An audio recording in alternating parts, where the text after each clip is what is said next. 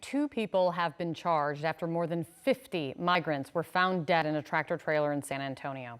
And we're now learning more about those people who were found inside. CNN's Rosa Flores is live in San Antonio following the very latest in this investigation. So, Rosa, what are you learning? Kate, officials here are telling us that just because of the nature of how these individuals were found, it's going to be slow and it's going to be difficult to identify them. The latest information that we have learned about the scene is actually coming from a statement that was issued by the U.S. attorney who's actually filing the charges in this particular case. She said in a statement, quote, "Dozens of immigrants were found dead or incapacitated in and around a tractor trailer, with over a dozen others hospitalized in critical condition. The key new development there is in and around the tractor trailer, so they were not just inside." Now, this is the U.S. attorney who's also filing charges. So far, 2 individuals have been charged according to charging documents. And what these documents show is that federal agents were able to trace the plate of the semi. They found the registered address, went to that address, and arrested and charged 2 individuals with weapons charges. And those weapons charges, and these are Mexican nationals, carry up to 10 years in prison. HSI is the lead investigating agency. This is Homeland Security Investigations, Kate. And from talking to their head investigator here, they say that this is the worst smuggling event in the United States. Kate. Rosa, thank you very much for that. Joining me now for more on this is Democratic Congresswoman from Texas, Sylvia Garcia. Congresswoman, thank you very much for coming in. Have you been able to learn anything more? I mean, Rosa's doing great reporting there, of course, but from your side, have you learned more about what happened here, what connection these arrests now have to this tragedy? No, I have not. And obviously, I am certainly very deeply saddened by this situation. It's just horrific that any human being would treat another human being like this. It's just horrific. And the sooner that we can get the investigation top to bottom to give us more detail, the better off we are. I'm certain that the 2 arrests that have been made will probably lead to just who is behind this operation, because obviously I'm guessing that the owner of the truck must have contracted with someone. We still don't know whether the victims were smuggled in and then put on the truck. We don't know. They've been through some border checks. There's still so many unknowns here, but I have full confidence that Secretary Mayorkas and his team from Homeland Security will get to the bottom of this. Generally, this is an example of a huge human tragedy. It also speaks to just the migrant crisis, the border crisis that is not getting better as we speak. I mean, some of the latest facts are rescues across the U.S. southern border have outpaced those of the last fiscal year. Since October, there have been more than 14,000 searches and rescues, and that is up from almost 13,000 from fiscal year 2021. There are clearly still months to go in this fiscal year. Why hasn't the White House gotten any better handle on this?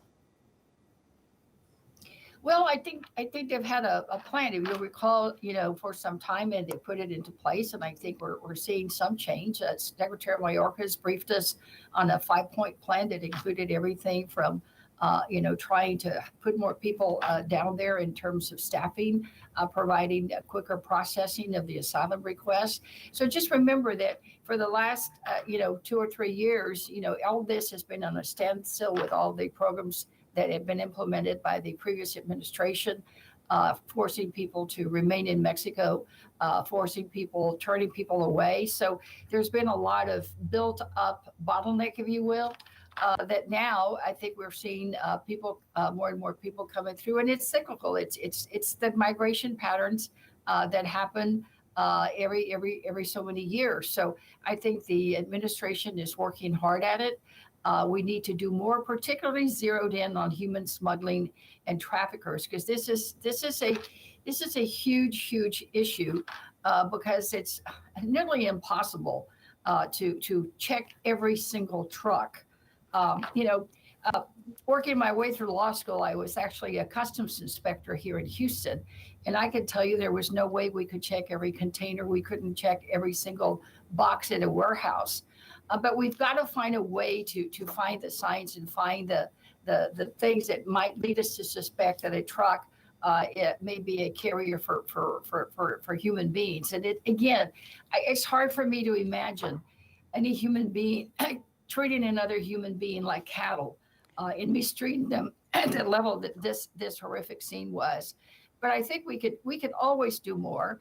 And certainly I would call on the governor to do more on his part. He has put together a border plan and has spent billions of dollars since Rick Perry was in office on the border. But obviously something's gone wrong if, the president's program has to work, the governor's program has to work. We both have to do better.